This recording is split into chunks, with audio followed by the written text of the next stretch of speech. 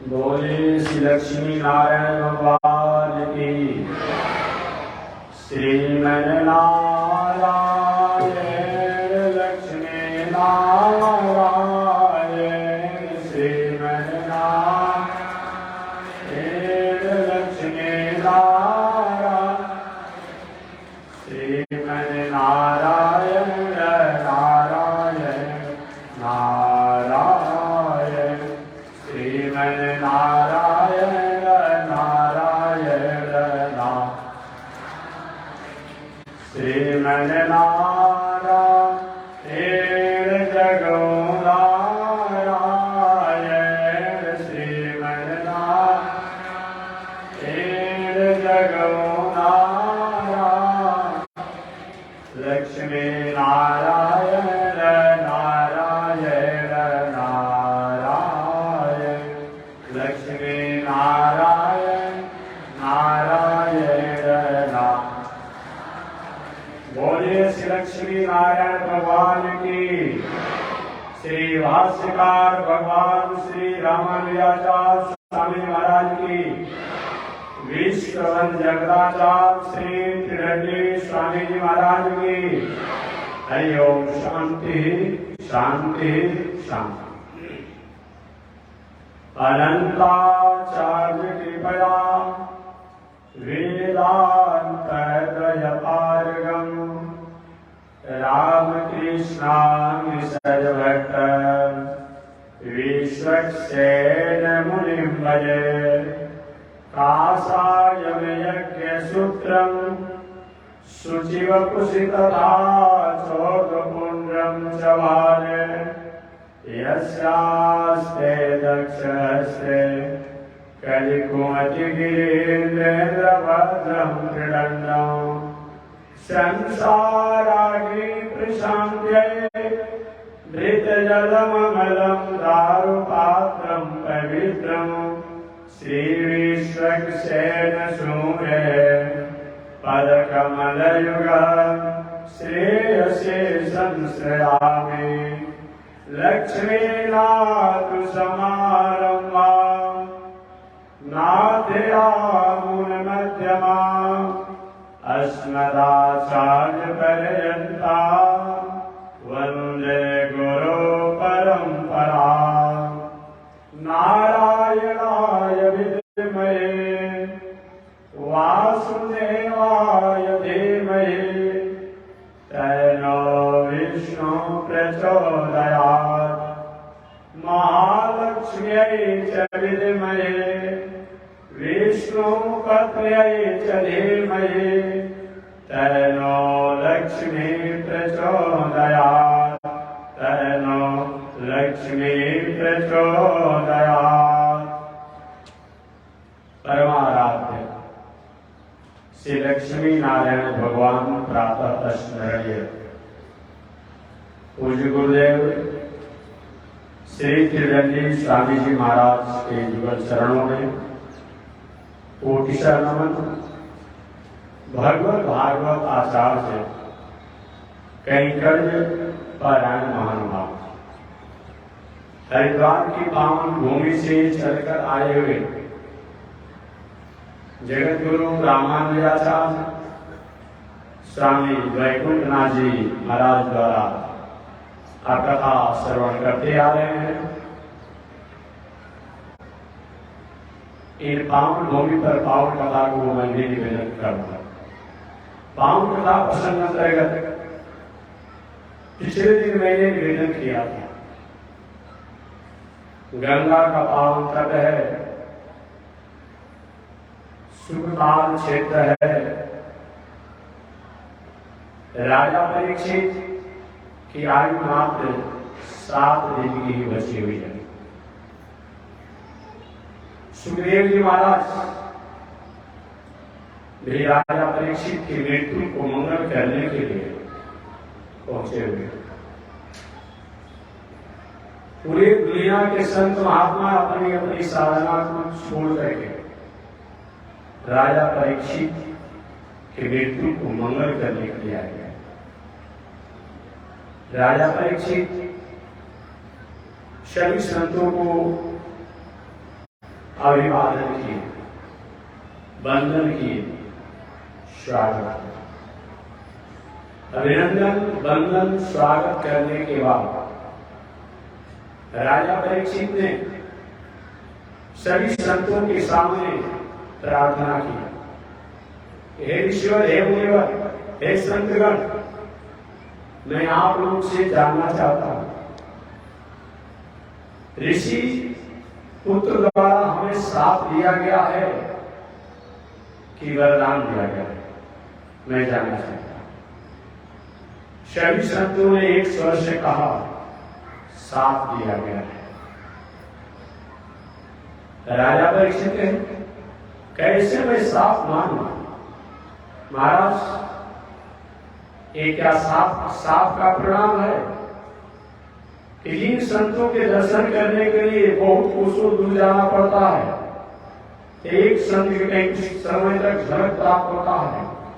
आज हजारों संतों को एक साथ में गंगा के पावन तट पर दर्शन कर रहा हूं, मैं तो श्राप नहीं मांग रहा हूं, ये तो मैं आशीर्वाद मांग रहा हूं। बड़ा आदमी कहीं होता है, दोष में भी पूरा अनुसंधान कर ही मिलता है। बड़े आदमी का यही लक्षण होता है, दोष में भी पूर्ण अनुसंधान करेगा। समझिए, श्राप लगा हुआ है। आज के समय वाले राजा परीक्षित इस भौतिक शरीर को त्याग करके जाने की तैयारी में है, लेकिन सभी संतों के सामने कहते हैं कि हमारे समझ में यही आ रहा है कि ऋषि पुत्र ने श्राप नहीं दिया, बल्कि हमें आशीर्वाद प्रदान किया। अगर श्राप नहीं होता तो ये हजारों संतों का दर्शन एक साथ होता ही नहीं। इसलिए मैं तुम्हारा श्राप नहीं मान रहा हूं, मैं आशीर्वाद मान रहा हूं। आगे राजा परीक्षित ने संतों से पूछा, ऋषिवर, मान्यवर, जो मरने की तैयारी नहीं किया हो, मरना निश्चित हो, ऐसी स्थिति में उस प्राणी को क्या करना चाहिए, उस मनुष्य को क्या करना चाहिए, उस साधक को क्या करना चाहिए? अलग अलग संतों द्वारा अलग अलग विचार भी दिए गए। किसी ने तीर्थ करने की बात कहा, किसी ने जप करने की बात कहा, किसी ने दान करने की बात कहा, किसी ने तप करने की बात कहा। ऐक्य मत नहीं हो, सबका मत एक नहीं है। उसी समय ऋषियों ने इशारे में कहा, परीक्षित, जो तुम्हारे प्रश्न का भी समाधान नहीं हो रहा है, क्यों न एक व्यासनंदन सब भगवान ही सुखदेव रूपी संसार में आए हुए हैं, उन्हीं से अपने प्रश्नों का समाधान तो जानना। राजा परीक्षित श्री सुखदेव जी महाराज से भी वही प्रश्नों को किए, प्रभु, मैं जानता हूं कि अन्न का कण और संत का क्षण व्यर्थ में नहीं बर्बाद करना चाहिए। अन्न के कण को महत्व दीजिए और संत के क्षण समय को भी महत्व दीजिए। आकर बकवास में समय मत बिता दीजिए। प्रभु, आप जानते हैं कि आप ऐसे संत हैं जो गोतोहन काल तक ही किसी के द्वार पर आप ठहरते हैं, रुकते हैं, बाकी अपनी साधना में लगे रहते हैं। तो मैं आपका समय नहीं लेते हुए प्रार्थना करता हूं, जो व्यक्ति मरने की तैयारी नहीं किया है, मरना निश्चित हो, उसको क्या करना चाहिए? जब सुखदेव जी से प्रश्न राजा परीक्षित ने पूछा, तो जो और संत लोग अपना अभिव्यक्ति करने वाले थे, तो सुझाव देने वाले थे, सब लोग चुप लगा। शास्त्र की आज्ञा है, भूयेषां विपदेशत् ना प्रसिद्धि मूला। जैसे हाथी के पैर के आकार को अगर कोई बता दे, तो उस पैर के आकार के नीचे ही चाहे गाय का पैर का आकार हो, बैल का पैर का आकार हो, भैंस का पैर का आकार हो, सब उसके नीचे ही होगा। तो सब लोगों ने विचार किया कि जब सुग्रीव जैसे संत से ही जब प्रश्न कर दिया गया तो समाधान हो ही जाएगा। क्योंकि जो जन्म लेते ही नैष्ठिक ब्रह्मचर्य का पालन करते हुए, अल्हड़ ब्रह्मचर्य में रहते हुए जीवन जीने वाले हैं, अगर ये नैष्ठिक ब्रह्मचारी प्रश्नों का समाधान नहीं करेंगे तो कौन करेगा? श्री सुखदेव महाराज ने कहा, परीक्षित, जो व्यक्ति ये जान ले कि अब हमें जीना नहीं, अब हमें जाना है, पूरी दुनिया से अपने स्नेह को, अपने स्पृहा को, अपनी आसक्ति को, अपने मोह को, अपनी माया को, अपनी ममता को मोड़ ले, सबसे प्रथम पाएंगे। अन्यथा ये काम अगर नहीं होता है तो सब कुछ करने के बाद भी हाथ कुछ लगेगा नहीं। ऐसे निर्माण पुरुषों को चाहिए कि दुनिया की वस्तु व्यवस्था व्यवहार से स्नेह और मोह को मोड़ दो, यही चाहिए। अगर कि यही नहीं हो पाता है और सब हो जाता है। मरने का बारी हो, एक दादा कि चलो हमको कम से कम तुम द्वारिका के दर्शन करा दो, परिवार से चलो 10-20 हजार कर्जे में होगा करा देगा, जगन्नाथ जी का दर्शन करा दो, भागवत कथा सुना दो, सब हो जाएगा। लेकिन ये कहा जाए कि बाबा और कम से कम परिवार से ममता मोह को छोड़िए, क्योंकि आप ही हमारे गुरु बने हुए हैं, हो जाएगा। एक काम नहीं हो पाता है और सब हो जाता है, लेकिन ये काम नहीं होता। अच्छा, यही होना चाहिए। द्वारिका अच्छी बात है, जाना ही चाहिए, जगन्नाथ जाना ही चाहिए, बक्सर जाना ही चाहिए, हरिद्वार प्रयाग जाना ही चाहिए, मैं रोक नहीं लगा रहा हूँ। लेकिन जब तक ये नहीं होगा तब तक सारी यात्रा हमारी अधूरी अधूरी है। ममता तू न गई मेरे मन से, कृष्णा न आवे मन में, तृष्णा न जाए मन से, जतन करूं बारंबार। इसलिए जब तक से मोह ममता जाएगी नहीं तब तक कृष्ण आएंगे कैसे? आपके हाथ में गिलास हो, उस गिलास में जल हो, जल से गिलास भरा हुआ हो, कोई व्यक्ति केसर मिश्रित दूध लाए, हमारा शुद्ध गाय का दूध है, आप ले लीजिए, आप एक गिलास में डाल दो, और यही वो गिलास में दूध को डालने लगा, क्या होगा? दूध नीचे गिर जाएगा, क्योंकि पहले से गिलास में पानी भरा हुआ है। जब तक पानी खाली नहीं होगा तब तक दूध गिलास में नहीं रुकेगा, और जब तक दूध नहीं रुके तो पान कैसे करेंगे? वही हाल हमारी है।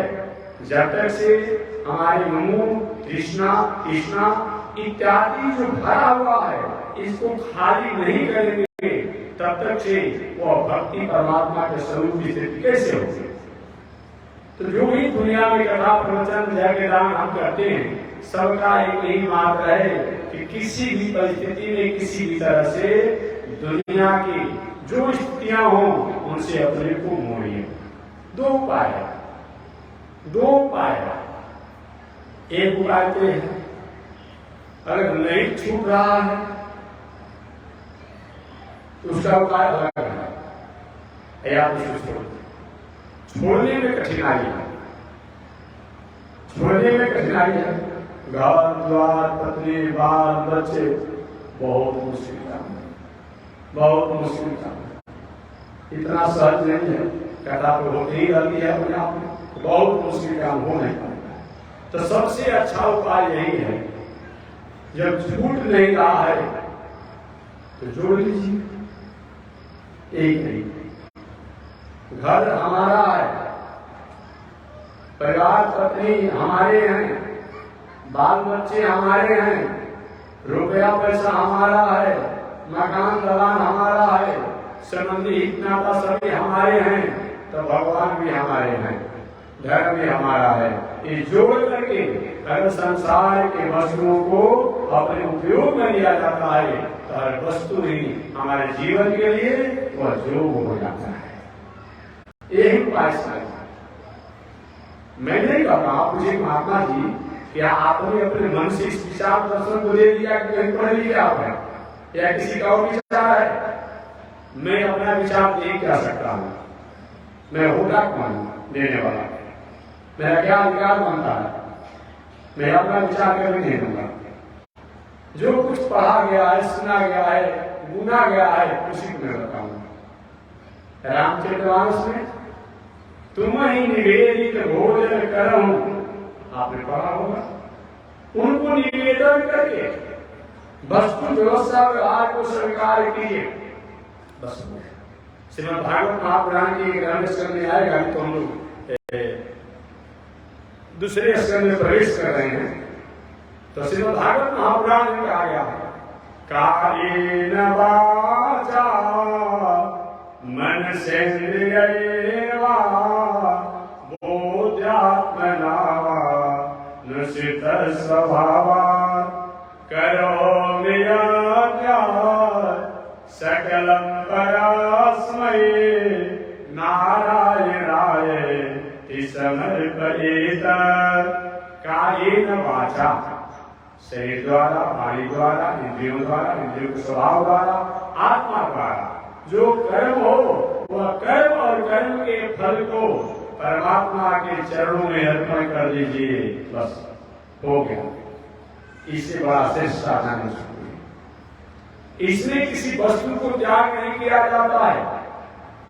हर वस्तु से परमात्मा को जोड़ लिया जाता है, धर्म से जोड़ लिया जाता है, ईश्वर से जोड़ लिया जाता है। सुंदर मकान बनाइए, मकान बना करके रात्रि में जब रहने लगे ना तो प्रणाम करिए प्रभु हमारे पास तो एक झोपड़ी बनाने का औकात नहीं दिया, आपने बहुत बड़ी कृपा किया और मकान में सो जाइए। मंदिर में पूजा करने का जितना फल है भगवान ने औकात दिया हो, क्षमता दिया हो, योग्यता दिया हो, सुंदर गाड़ी लग्जरी खरीद लीजिए और खरीद कर जब बैठने लगी ना कि प्रभु आपने बहुत बड़ी कृपा किया है, मेरी औकात काटना। बस भगवान के विमान में बैठने का निकल होता है। सुंदर वस्त्र खरीद करके पहनिए, आप पहनते समय परमात्मा को याद कीजिए। सुंदर भोग पकवान बनाइए, इच्छा है गुलाब जामुन खाने के लिए, रसगुल्ला खाने के लिए, क्या करिए गुलाब जामुन रसगुल्ला तो अपने आप खाइए, खाते समय उनको थोड़ा सा गुनगुना दिए। आपसे मांगते हैं कुछ और जोगों में तो भगवान मांगते होंगे मेरा भी परसेंटेज बनता है। आज तो साधारण कहीं अपने आप में कोई आप ठीका पटा लेते हैं, चाहे कुछ भी काम आगे हो रहा है बिना ब्रोकर बिना परसेंटेज का काम नहीं चल रहा है। देख रहे हैं बिना परसेंटेज का काम नहीं चल रहा है। लेकिन भगवान कल कहते जब दुनिया के लोग भाई परसेंटेज लेने लगे तो हम अपना परसेंट छोड़ दिए। भगवान लेते हैं 1 किलो आपने लड्डू चढ़ाया हनुमान बाबा को, हनुमान बाबा जेब करके लड्डू को छोड़ दिए। कहाँ परसेंट लेते हैं? एक करके नहीं भागने को 1 किलो चढ़ाया उससे 19 लड्डू होगा संख्या में तो 2 लड्डू तो हमारा देंगे। कहते हैं ऐसा 20 का 20 लड्डू आप ही के पास रहता है, अभी भी आप नहीं चढ़ाते हैं। भगवान कहते हैं कि और युगों में तो हमारा परसेंट बनता था। जैसे आज के परिवेश में किसी अतिथि को आप अपने द्वार पर बुलाते हैं तो भोजन के लिए तो अपने शरीर के अनुकूलता के अनुसार खाता है, कुछ पहमान लेता है। तो सतयुग त्रेता और द्वापर युग में देवता लोग भी जब आते थे इन्वाइट किया जाता था, निमंत्रण दिया जाता था, तो जितना उनकी स्थिति होती थी अपने भागों को लेते थे। वास्तव में अपने भागों को लेते थे। लेकिन कलयुग से नहीं आया, देवताओं ने कहा कि मेरा भाग और उन ब्रोकरों के पास हो जाएगा जो परसेंटेज लेकर दुनिया में काम करेंगे। उन्हें पता चला गया कहीं कहीं रहेगी कुछ स्थिति ना भगवान लेते नहीं है, केवल भावना से अपने आप को अर्पित करना है और कुछ नहीं करना है। कायेन वाचा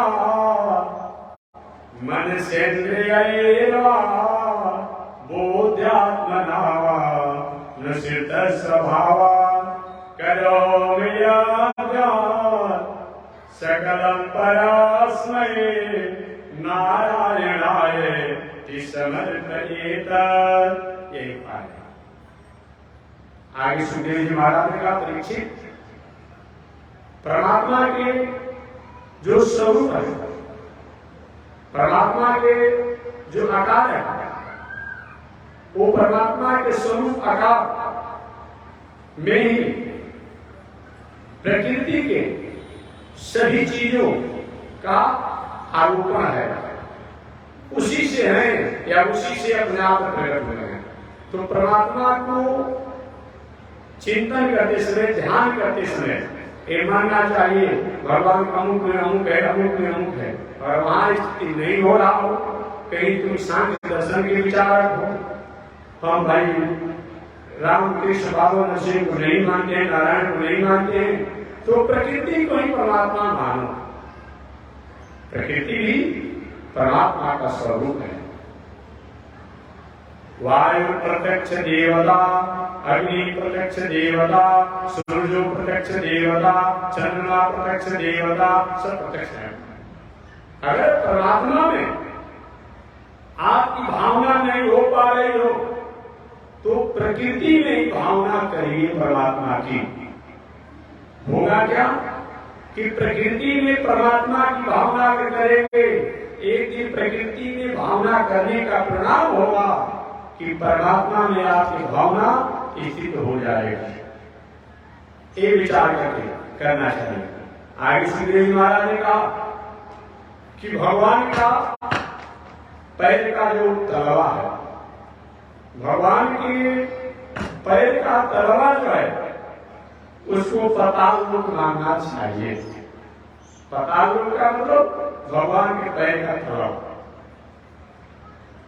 और इतना ही नहीं, एड़ी तथा पाद के अग्र भाग को, भगवान का एड़ी जो है और पैर का अग्र भाग जो है, इसको रसातल लोक मानना चाहिए।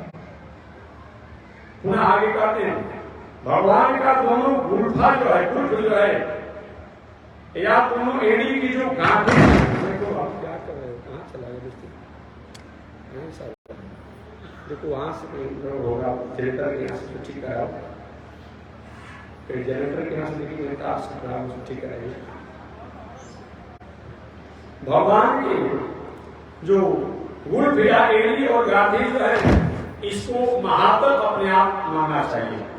दोनों जान जो है भगवान के जंगलात को बीतल लोक मानना चाहिए, और दोनों पैरों की पिंडली जो है जो अपने आप होता है उसको तलातल मानना चाहिए।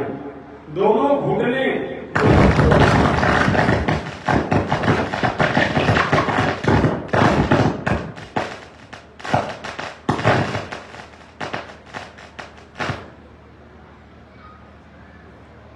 दो देखो, अब देखो लेट मत करो तुम लोग, ये मैं पहले से घूमते रहते हो,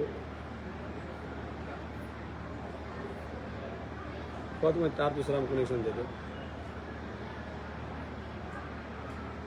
ये बिगाड़ कहूँ तो कनेक्शन दूसरा में दे दो।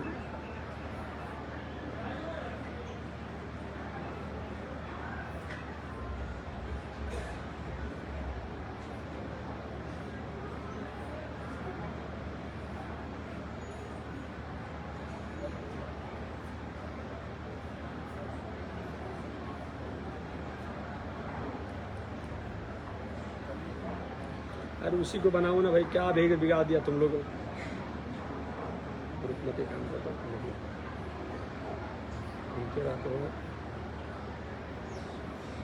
पहले से ठीक करना चाहिए तो तुम उसमें नहीं है।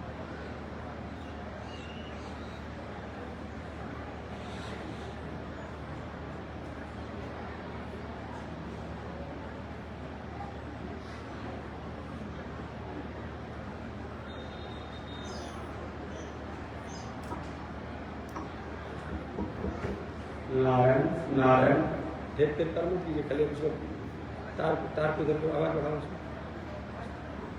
नारायण नारायण जय श्रीमान नारायण। कम हो गया उसको सिलेंडर ब्रेक से हुआ, मॉनिटर का मुझ कर दो, उस मॉनिटर का मुझ कर दो, शीशा के ऊपर घुमाओ। इसी तरह से जीवन की व्यवस्था भी है, घबराने की बात नहीं है। थोड़ा सा और कुछ तरह घुमाइएगा, इधर घुमाइए। चलिए नारायण, चलिए ठीक होते रहेगा। हम लोग कुछ बोले तो मैं निवेदन करना चाह रहा था। सुखदेव जी कहते हैं कि भगवान के नाभि को आकाश मंडल मानते हैं। आकाश को आप मानते हैं तो मानिए मैं भगवान के नाभि का अपने आप में दर्शन कर रहे हैं, उनका यजन कर रहे हैं। भगवान के वक्षस्थल है, हृदय है, वह स्वर्गलोक है। भगवान का मुख जो है वह जनलोक है। भगवान का ललाट जो है वह तपलोक है, और भगवान का शिरोभाग जो है वह सत्यलोक है। इस तरीका से 14 लोक की भावना करनी। भगवान के स्वरूप में स्थिति होती हो तो अच्छा है, अन्यथा ये प्रकृति में होती हो वो भी अच्छा है। आगे सुखदेव जी कहते हैं परीक्षित जी के साथ साथ प्रभु के अलग अलग अंगों में ये ध्यान करना चाहिए कि भगवान की भुजाएं वही इंद्र है। भगवान की भुजाएं ही इंद्र है, और भगवान के कर्म जो काम जो है वही दिशाएं है, और भगवान के श्रुत इंद्रिया जो है और कान इंद्रिया जो है वही अपने आप में शब्द है, और भगवान का नासिकापुर जो है वही अश्विनी कुमार है। भगवान की ज्ञानेन्द्रिय जो है उसी से गंध प्रकट होता है, और अग्निदेव जो है सब भगवान के मुख हैं। ये प्रकृति के प्रति प्रकृति के यजन करते समय मानना चाहिए कि भगवान की एक अलग एक अंग है। आगे पुनः कहते हैं भगवान के शरीर की नाड़ियां जो है वही नदियां हैं, अर्थात नदी को गंदा करना, नदी के प्रति हमारी उदासी होना, मानो भगवान की नाड़ियों के साथ हम छेड़छाड़ कर रहे हैं। आगे पुनः बताएगा भगवान के रोम जो है, रोमा जो है वही वृक्ष है। ऐसा मान करके वृक्ष की सेवा करनी चाहिए। और एक बात और मैं कहना चाहूंगा, आज सब लोग कहता है महाराज प्रकृति अपनी प्रतिकूलता में जा रही है, प्रकृति प्रतिकूलता में नहीं जा रही है, हम लोग प्रतिकूलता का व्यवहार कर रहे हैं। हर मनुष्य को चाहिए कि कम से कम या तो सरकार द्वारा जैसा मानक हो सरकार की आज्ञा लेकर के कहीं कहीं जहाँ जो जमीन हो उसमें हम 1, 2, 5, 10 कम से कम वृक्ष लगाने की कोशिश करें। ऐसा संकल्प बोले इस साल में कम से कम 1 वृक्ष अगर आप लगाते हैं तो 50 वर्ष रहेंगे तो 50 वृक्ष अपने लगाएंगे। बहुत नहीं लग सकता है, ये तो काम हो सकता है। 1 वर्ष में 1 वृक्ष अगर लगा देते हैं आप तो कम से कम 50 वर्ष उम्र की बात करेंगे, 25 वर्ष ऊपर तो बचपना में चला जाता है, तो 50 वर्षों में 50 वृक्ष लगा दिया। अगर 1 वर्ष में 2 वृक्ष लगाया तो 100 वृक्ष हो गया, और 1 वर्ष में अगर मात्र 5 वृक्ष लगा दिए तो 50 वर्षों में बहुत वृक्ष हो जाएगा। ऐसे भी करेंगे तो प्रकृति को बहुत कुछ हम बैलेंस कर सकते हैं, ऐसा करना ही पड़ेगा। आज ग्लोबल का वार चल रहा है, आज ग्लोबल का वार चल रहा है, एक ग्लोबल का वार चलते ही रहेगा। हम सुलझेंगे, युग सुलझेगा, हम बदलेंगे, युग बदलेगा, ये कहने की बात नहीं है। हम हर व्यक्ति अपने आप प्रकृति की रक्षा करने की बात सोचे। सरकार कर रही अच्छी बात है, वैज्ञानिक सोच रहे अच्छी बात है, क्योंकि हर मनुष्य को प्रकृति पर अपना विचार करना चाहिए कि प्रकृति के साथ हमें छेड़छाड़ न हो। लेकिन जी कहीं किसी कारण से छेड़छाड़ हो रही हो प्रकृति के प्रति, चाहे पहाड़ के प्रति, चाहे वृक्षों के प्रति, या जल के प्रति, या नदियों के प्रति, तो उसकी भरपाई के लिए भी हमें कहीं न कहीं कोई उपाय करना चाहिए।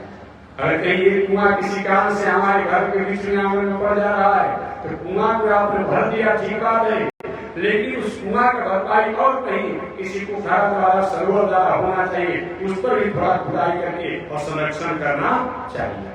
एक वृक्ष के घर के बगल में किसी मकान बनाने में कट गया, कुछ हो गया, तो 5 वृक्ष को कहीं कहीं लगाने की विचार करना चाहिए। ऐसा अगर हमारे द्वारा प्रकृति का संरक्षण किया जाता है निश्चित रूप में, चाहे युग कोई भी हो, लेकिन सतयुग से कम कहीं हम सुख सुविधा आनंद में नहीं रहेंगे। अगर प्रकृति के साथ हम छेड़छाड़ करेंगे तो चाहे वह कोई भी युग चलता हो, चाहे विज्ञान की अंतिम ऊंचाई तक भी क्यों न हमारी आविष्कार पहुंचा हुआ हो, लेकिन आविष्कार अपने आविष्कार की कहीं वो प्रयोगशाला में ही रह जाएगा, हमें कोई रोक नहीं पाएगा। उदाहरण के रूप में आज से 2 वर्ष पहले एक वायरस आया, उस वायरस के प्रभाव से पूरा दुनिया को यह बता दिया तुम्हारा सारा संसाधन तुम्हारे पास रह जाएगा, मैं जो चाहूंगा वही होगा।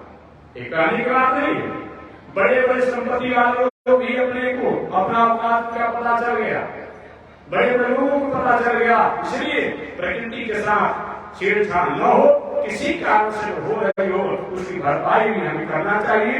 मानो इस सुखदेव जी महाराज राजा परीक्षित को कथा सुनाते हुए कहते हैं कि परीक्षित, भगवान के नाड़ियां जो है वही नदियां हैं, भगवान के रूप जो है, रूए जो है वही वृक्ष है। मान वृक्ष का एक मतलब है कि भगवान के रूप को अपने आप में कहीं न नुकसान पहुंचा रहे हैं, और भगवान का श्वास जो है वही वायु है। वायु को दूषित करना अनेक प्रकार के कणों द्वारा, मानो हम सही माने में भगवान के श्वास पर कहीं कहीं हम प्रतिरोध लगा रहे हैं, अतः वायु भी पवित्र करना चाहिए। इस तरह भगवान की गति या चाल जो है, भगवान की गति या चाल जो है यही क्या है, कर्म है, यही कर्म है। और बताया गया है भगवान का क्रिया जो है, कार्य जो है वही संसार है, वही संसार है। अर्थात जो संसार का मतलब क्या होता है, ये भगवान का कर्म। तो कर्म करने वाला व्यक्ति जो है, मानो ये परमात्मा के कर्म का सूचक है संसार में आकर के, इसलिए कहा जाता है। हालांकि महोदय जी द्वारा पूछा पहले उनसे सुनाया, उन्होंने कर्म वर्ग की वर्षिप जो है इससे अपने आप में पूजा का मतलब नहीं है। अरे पूजा में होता क्या है भाई, क्या माला एक पूजा करना ही पूजा होता है? हमारे व्यवहारों द्वारा, हमारे कर्मों द्वारा, हमारे आचरण द्वारा, हमारे संगत द्वारा, समाज का, प्रकृति का, प्राणियों का अगर कहीं उपकार होता हो, यही पूजा है, यही पूजा है। पूजा का मतलब जो कर्म हम कर रहे हैं, करने जा रहे हैं, करने वाले हैं, उससे प्रकृति का कल्याण हो, प्राणी का कल्याण हो, मानव का कल्याण हो, तो समझा जाए कि पूजा है। इसी का नाम पूजा है। तो मैं निवेदन करना चाहता हूं कि भगवान का कर्म ही संसार है एवं महायज्ञ है, ऐसा विचार करके महायज्ञ। और ब्राह्मण विद्वान जो हो वो भगवान का मुख है। ब्राह्मण विद्वान, विद्वान माने विद्वान के साथ साथ सदाचारी हो, आचारवान हो। केवल हम पंडित जी हैं, जनेऊ पहने हुए हैं, नाराज नहीं कहना चाहूंगा, नाराज हो जाते हैं हमारे पास लोग, मैं नहीं बहुत कुछ कहना चाहता हूँ। ये नहीं कभी जनेऊ पहने हुए छुट्टी अपने आप रखे हुए हैं, आसाम को सुबह हो जाता है। अब आप समझ गए होंगे, बहुत कुछ नहीं कहेंगे। वो नहीं, ब्राह्मण का मतलब होता है जो समाज का, राष्ट्र का, जो संस्कृति का, जननी का काम करे, वो अपना काम होता है। समाज के लोग कहीं गलत मार्ग में भटक रहे हैं, राष्ट्र कहीं गलत मार्ग में जा रहा है, प्राणी कहीं गलत मार्ग में जा रहा है, उनके वाक्यों द्वारा, उनके संदेशों द्वारा, उनके आचरण द्वारा, उनके संगत द्वारा वो गलत कर्म त्यागने के लिए संकल्पित हो और अच्छे मार्गों पर चलने के लिए संकल्पित हो, वैसे जिसके द्वारा होता है वह ब्राह्मण और विद्वान वह ज्ञानी है। आप अपने से अपने को ज्ञानी मान लीजिए, आचरण है, ठीक है। जात के आप ब्राह्मण हो सकते हैं, जनेऊ के कारण आप ब्राह्मण हो सकते हैं, चुटकी के कारण सिखाकर आप ब्राह्मण हो सकते हैं, लेकिन ब्राह्मण का जो स्वरूप होना चाहिए वो तो आपके पास नहीं। कहते हैं कि भगवान का मुख ही ब्राह्मण है और क्षत्रिय जो है वायु है, पूजा ही सब काम करता है, हल चलाने से लेकर के व्यापार करने से लेकर के सब काम करता है। और उरु कमर से नीचे वैश्य और चौथे दास। हमारे किसी को छोटा नहीं बताया गया है। एक कोई कहे केवल हाँ कहे हम सब खेती व्यापार नौकरी किए हुए हैं, हम ही दूसरे को नहीं देंगे, तो जितना भोजन साधन हो वो लेकर हाथ रख दीजिए बांध करके, काम चलेगा नहीं चलेगा? करता है हाथ, और खाता है मुंह। अब बताइए ना, करता है हाथ और खाता है मुंह। यही तो हमारी भारतीय संस्कृति है, प्रकृति का संस्कृति है। तो हमारे राष्ट्र में, हमारे समाज में, हमारे वैदिक दर्शन में सबको लेकर चलने की बात आती है। एक समियाना पहले के जमाने में गाड़ा जाता था, तो समियाना का बम्बू कहीं, समियाना का बम्बू मैंने बांस कहीं छतरी है, तो समियाना का कपड़ा जो है कहीं ब्राह्मण है, तो समियाना का रस्सी जो है कहीं वैश्य है, तो समियाना का खूटी जो है कहीं अपने आप के दास है। और कोई कहेगा अब कपड़ा का एक हम ही छाया देते हैं, आवाज को हटा दिया जाए तो कपड़ा बलात् से देकर ध्यान को गंदा करेगा, छाया देंगे देंगे देंगे। तो बांस का एक हम ही अपने आप में तो भाई कपड़ा को खड़ा करते हैं, और रस्सी को तुम नहीं रहेंगे तो खड़ा हो जाएंगे, सब गिर जाएंगे अपने आप में। तो रस्सी का एक हमारी का नहीं तो बांस का कपड़ा है, तो खूटी के एक हम नहीं करेंगे, रहबे न करेंगे, कहाँ से बनाएंगे, काम चलेगा। तो चारों को मिला करके जैसे एक समियाना को गाड़ा जाता है, उसमें कपड़ा होता है, बांस होता है, रस्सी होता है, खूटी होता है, एक कोई किसी से कम नहीं है। उसी प्रकार से मानव में, हमारे संसार में एक कोई किसी से न कोई बड़ा है न कोई छोटा है। बस बड़ा छोटा इसी बात का है कि मर्यादा से अपने जीवन को जीना, बात यही बताया गया। बाकी और कोई बात नहीं है कि हम अपने कर्म न करें, हम मर्यादा में हैं, आदरणीय हैं। अरे भाई, औरत जो है, पत्नी जो है, बेटी जो है, बहन जो है, सबका खून तो एक ही बराबर होता है, एक ही समान होता है। खून जो होता है सबका एक समान होता है, चाहे बहन का हो, चाहे बेटी का हो, चाहे पत्नी का हो, चाहे जिसका भी हो। लेकिन होता क्या है, पत्नी के साथ दूसरा व्यवहार होता है, बेटी के साथ दूसरा व्यवहार होता है, बहन के साथ दूसरा व्यवहार होता है। क्यों ऐसा होता है? यही मर्यादा है, यही मर्यादा है। ठीक उसी प्रकार से कोई तो छोटा न बड़ा, लेकिन एक मर्यादा के रूप में अपना दुनिया में काम किया जाता है। ऐसा मानकर किसी के प्रति किसी को भेद और किसी के प्रति कोई ऐसा घृणा स्थिति नहीं होनी चाहिए। ऐसा कोई करता है तो मनुष्य होकर के भी मनुष्यता की पहचान नहीं करता। ये बताया मनुष्य में समन्वय होना चाहिए, प्रेम होना चाहिए। हम संत महात्मा अपनी दिनचर्या में रहते हैं, लेकिन समाज के प्रति हमें आदर की भावना होनी चाहिए, प्राणियों के प्रति आदर की भावना होनी चाहिए, क्योंकि सब जो है परमात्मा के द्वारा ही प्रकट हुआ है। सब परमात्मा से ही जन्म लिए हुए हैं, उनसे अलग दुनिया में कोई नहीं। आगे श्री सुखदेव जी कहते हैं, परीक्षित ऐसे भगवान अंतरिक्ष भगवान का अंतरिक्ष जो है वही नेत्र है, और सूर्य की शक्ति जो है वो शक्ति जो है वही सूर्य है, रात दिन जो है वही भगवान की पलकें हैं, और तालु जो है वही जल है। इसके बाद भगवान का कपोल जो है वही वेद है। आगे कहते हैं कि भगवान का निवास स्थान जो है वही मनुष्य का जोनी है। भगवान सभी प्राणियों में रहते हैं, लेकिन भगवान का निवास कहाँ है? मनुष्य के हृदय में। सर्वस्व चाहं विष्णु इत्यादि बताया गया है। भगवान सब में रहते हैं, कीट में, पतंग में, सब में रहते हैं, बाघ में, सिंह में, हाथी में, घोड़ा में, सब में रहते हैं। लेकिन भगवान का निवास स्थान स्थायी कहाँ है? मनुष्य जोनी है।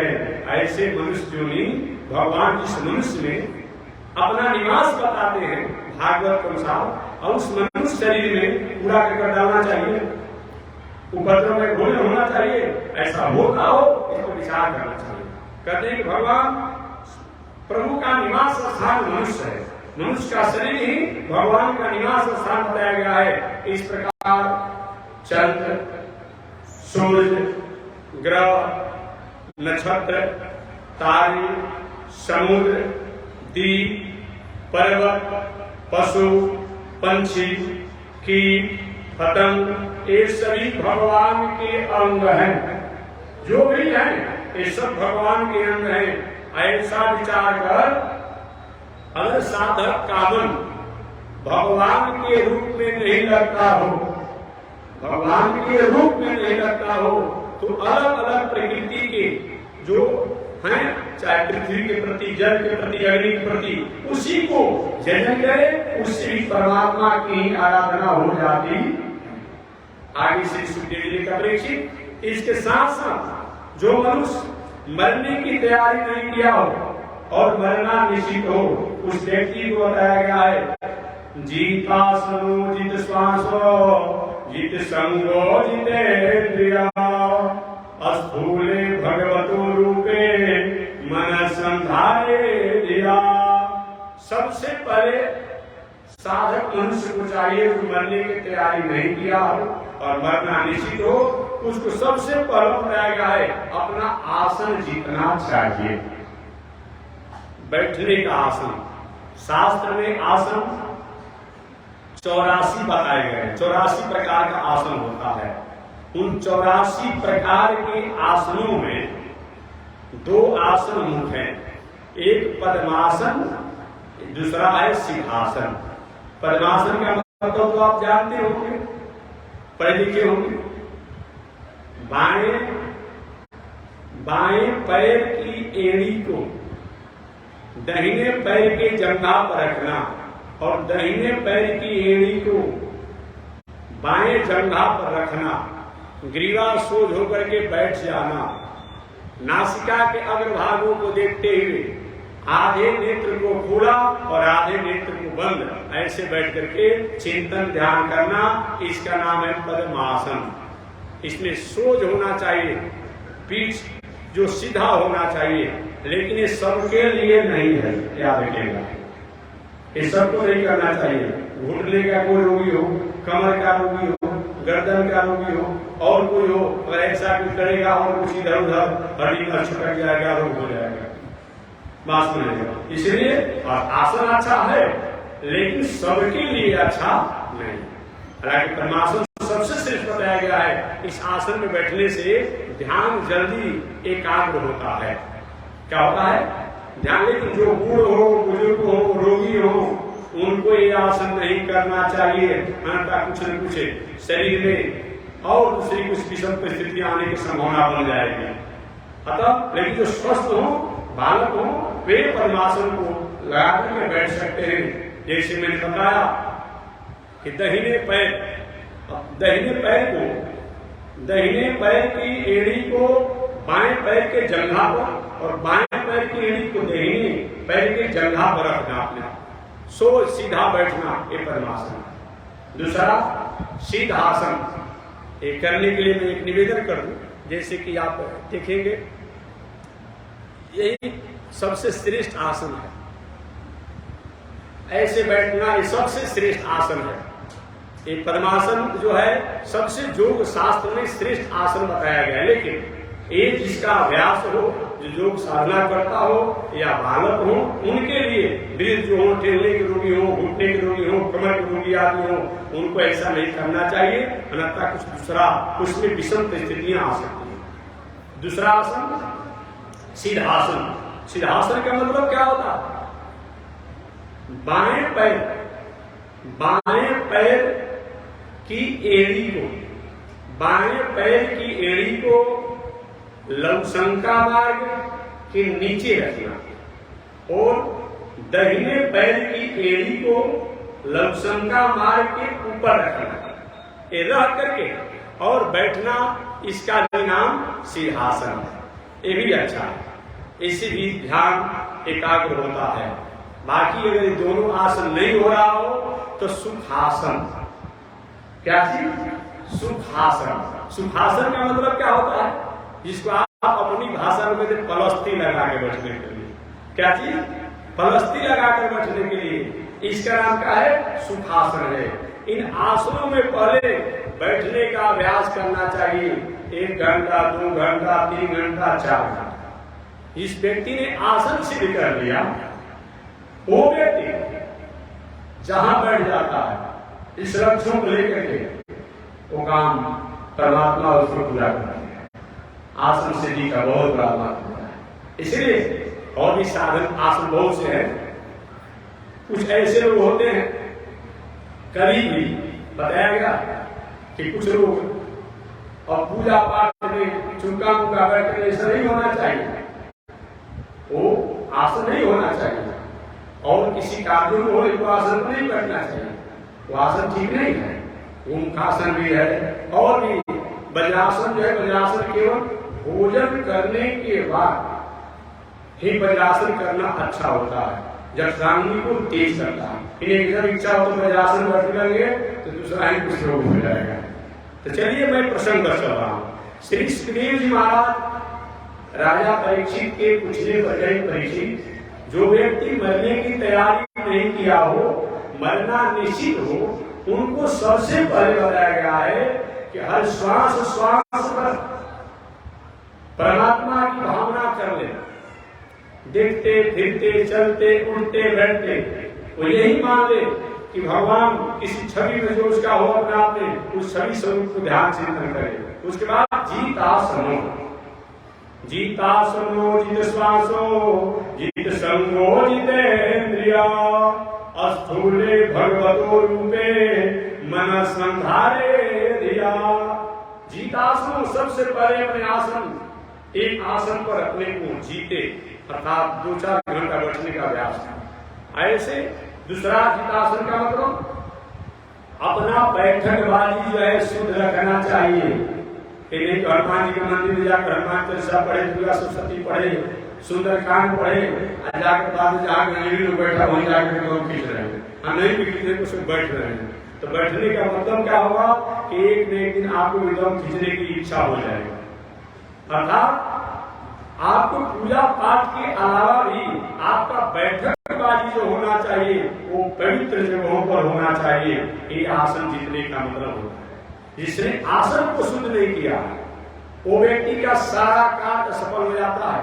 प्रसन्न बस महाभारत का उदाहरण ले लेना, इसमें भीष्माचार्य महाराज वहां से आप पढ़ेगा राजधर्म, राजनीति, धर्मनीति, कूटनीति, समाजनीति, परिवारनीति, गृहनीति, नारीनीति, स्त्री नीति, सभी नीतियों के बारे में बता रहे थे। उसी समय यहाँ तक बताए कि प्राणों, व्यक्ति को पाप नहीं करना चाहिए, पाप होते देखना नहीं चाहिए, पापी की सहायता नहीं करनी चाहिए। द्रौपदी को हंसी आ गई, बाबा आज मरने का बारी आया तो फिलसफी ले रहे हो। भीष्माचार्य कहते द्रौपदी हंस रही है, बेटी हंस क्यों रही हो? द्रौपदी बाबा हंस रही हूँ, आप जो उपदेश दे रहे हैं इसको सुन करके मैं हंस रहे हैं। अच्छा क्यों? पर उपदेश से कुशल बहुत देर। आपने कहा कि पाप नहीं करना चाहिए, पाप होते हुए देखना नहीं चाहिए। आपने पाप तो नहीं किया है, लेकिन पाप होते हुए आपने देखा है, आपने ऐसा क्यों किया? भीष्माचार्य रोने लगे, बेटी अब मुझे अधिक दुखी मत करो। आज उसी पाप का फल है, पाप होते हुए मैंने देखा और पाप होने से मैंने गौरव को रोका नहीं। इसका परिणाम है कि मैं आज 58 दिनों से बाणों से यहाँ पर पड़ा हुआ। द्रौपदी ने कहा आपने किया ऐसा क्यों? भीष्माचार्य ने कहा मैंने कौरवों का संग किया था, कौरवों के साथ बैठकबाजी किया था, कौरवों के साथ उठन बैठन था, और मैं चाह करके भी पाप को रोक नहीं पाया। इसलिए इतना बड़ा बैठकबाजी का महत्व होता, इसलिए अपने आसन पवित्र होना चाहिए। जीतासनो जित श्वासो जित संगो जितेन्द्रिया। जित श्वास, अपने मन वाणी शरीर पर किसी के अनिष्ट की भावना नहीं करना, इसका नाम क्या है? जित श्वासो। एक मंदिर में जाकर जय हनुमान ज्ञान गुण सागर पाठ कर रहे हैं, मान कर रहे, कितना बड़ा भगत है। आज यही मंदिर से निकले, अब देख रहे कौन गांव में ऐसा स्कीम आया है कि अपने आप आवश्यकता मंदिर को न मिले और ऊपर से ऊपर बढ़ा हो जाए। एक कौन सा भाई पूजा पाठ है, यही पूजा पाठ मतलब होता है। कोई अबला है, सहाय है और उसके खेत खलिहान, उसके अपने आप जो सुविधा मिलने वाली है उसको ऊपर डोमन कर गए, अब बहुत बार पुजारी बने हुए हैं। एक कौन सा पूजा है?